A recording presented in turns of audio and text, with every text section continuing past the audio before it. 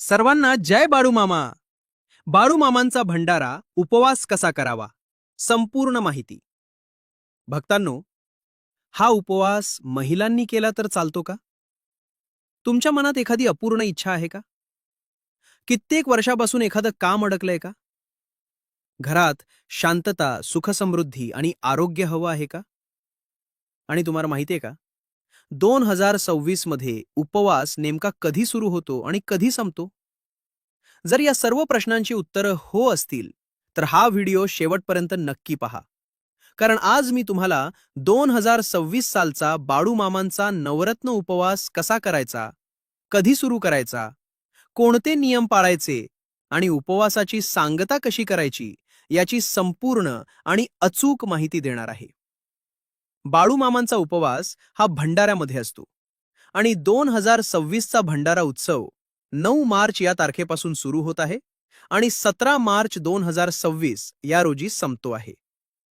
3 प्रकारचे उपवास आहेत: शारीरिक, मानसिक आणि वाचिक उपवास. 9 मार्च 2026 रोजी वात घालून, विना उभा करून मामांचा भंडारा सुरू होणार आहे. त्या दिवशीचा जो उपवास आहे, तो उपवास संध्याकाळी सोडायचा आहे. 10 तारखेपासून 16 तारखेपर्यंत खडतर उपासाला प्रारंभ होईल. या दरम्यान फळ, दूध, चहा, पाणी, दुग्धजन्य पदार्थ असे खाऊन हा उपास धरायचा आहे. आणि 16 तारखेला सकाळी 6 वाजता भाकणूक संपन्न होईल. त्यानंतर नैवेद्य दाखवला जाईल आणि 10 नंतर महाप्रसादाला सुरुवात होईल. आणि त्या प्रसादाचे सेवन करून हा उपास सोडायचा आहे. जे घरी आहेत त्यांनी 10 नंतरच उपास सोडायचा आहे. देवाला नैवेद्य दाखवल्यानंतर उपास सोडायचा आहे. ह्या दरम्यान आपण काय करायचं नाही हे अतिशय महत्त्वाचं आहे. तर बाळूमामांचे उपवास करताना नियमांचे काय पालन करायचे आहे आणि उपवासमध्ये काय खायचे आहे, काय नाही, उपवास कोण करू शकते, कोण करू शकत नाही, किंवा कोणी केलं नसलं पाहिजे, किंवा तुम्ही 9 दिवस व्रत करू शकत नसाल तर काय करावे, हे पूर्ण व्हिडिओमध्ये सांगितलेले आहे. जर तुम्ही 9 दिवस उपवास करू शकत नसाल, तर तुम्ही 1 दिवस रात्र उपवास करू शकता, किंवा 2 दिवस रात्र, 3 दिवस रात्र असे तुम्ही उपवास करू शकता. सर्वात पहिला नियम आहे उपवासाचा, की तुम्ही बाळूमामांचे उपवास धरले की तुम्हाला कमी बोलायचे आहे. जेवढं होईल तेवढं तुम्हाला शांत राहायचं आहे. कारण आपल्या तोंडातून काही कारण नसताना क्लेश किंवा कलहची उत्पत्ती व्हायला नको आणि आपला उपवास सुटला नसला पाहिजे. दुसरा नियम आहे ब्रह्मचर्य पालन करायला हवे. तिसरा, अशा ज्या काही वस्तू आहेत किंवा असा कोणी माणूस आहे किंवा सोशल मीडिया प्लॅटफॉर्म किंवा टीव्ही, या सर्व गोष्टींपासून आपल्याला दूर राहिलं पाहिजे, जेणेकरून आपल्या मनामध्ये कोणतीही कामत भावना निर्माण झाली नसली पाहिजे.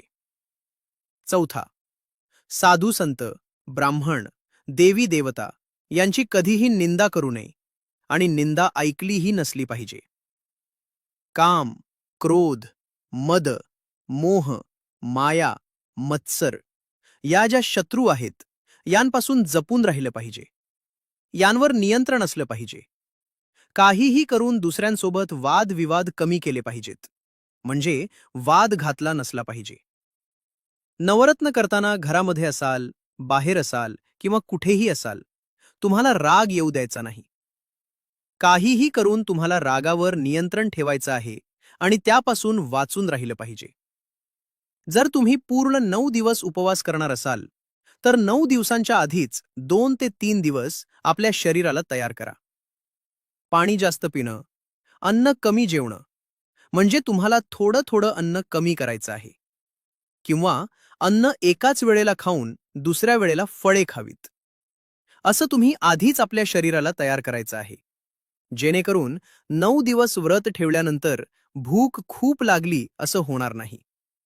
कारण व्रत केल्यानंतर आपला जीव आपल्या अपेक्षांवर आणि जेवणावर राहिला तर व्रत सफल मानले जाणार नाही.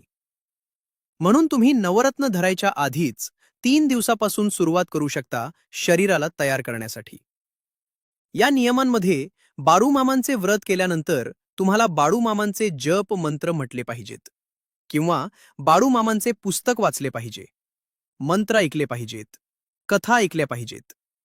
हे सर्व तुम्ही देवाऱ्यासमोर बाळूमामांच्या फोटोसमोर बसून करू शकता. उपवासामध्ये काय खायचे? बाळूमामांचे उपवास 9 तारखेपासून सुरू होतात. 9 तारखेला सकाळी उपवास धरायचा आहे. सकाळी उठल्यानंतर 8 वाजता दूध पिऊ शकता आणि 4 खारीक खाऊ शकता. त्यानंतर 12 वाजता फळे खायची आहेत. त्यानंतर 5 वाजता भूक लागली तर फळे खाऊ शकता आणि झोपतेवेळी 1 फळ आणि दूध पिऊन झोपू शकता. उपवासामध्ये फक्त फळे, दूध, खारीक यावरच राहायचं आहे. दुसरे काहीही चालत नाही. शाबू, वरी वगैरे काही चालत नाही. उपवास 9 मार्च 2026 रोजी सकाळी धरायचा आहे आणि 9 तारखेला संध्याकाळी सोडायचा आहे. त्यानंतर 10 तारखेपासून खडतर उपवास सुरू होईल. हा उपवास सोमवार दिनांक 16 मार्च 2026 रोजी आदमापूर येथील बाळूमामा मंदिरामध्ये महाप्रसाद घेऊन सोडायचा आहे किंवा घरी देवाला नैवेद्य दाखवून सोडू शकता.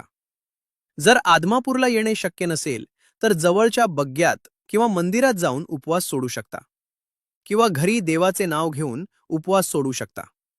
उपवासाच्या वेळी फळे खाण्यापूर्वी देवाला नैवेद्य दाखवायचा आहे. दररोज सकाळी डोक्यावरून स्वच्छ अंघोळ करायची आहे. नवीन कपडे घालायचे आहेत. शक्य तेवढं स्वच्छ राहायचं आहे. देवाचे नामस्मरण, चिंतन करत राहायचे आहे. जर तुम्ही आजारी असाल तर जबरदस्तीने व्रत करू नये. मनापासून आणि श्रद्धेनेच व्रत करावे. देवाऱ्यावर दररोज ओल्या कापडाने मामांचा फोटो पुसायचा आहे. मूर्ती हलवायच्या नाहीत. दिवा लावायचा आहे आणि शक्य असल्यास 9 दिवस अखंड ठेवायचा आहे. सकाळ संध्याकाळ वेगवेगळी फुले अर्पण करायची आहेत. हे व्रत केल्यानंतर घरात सकारात्मकता येईल, वातावरण प्रसन्न राहील आणि बाळूमामांची कृपा तुमच्यावर राहील. जर तुमच्या मनात काही प्रश्न असतील तर कमेंट बॉक्समध्ये नक्की विचारा. जर तुम्ही चॅनलवर नवीन असाल तर चॅनलला सबस्क्राईब करा आणि कमेंटमध्ये जय बाळूमामा लिहायला विसरू नका. धन्यवाद. जय बाळूमामा. आणि बाळूमामांचे भंडारा उत्सव निमित्त गाणे आलेले आहे.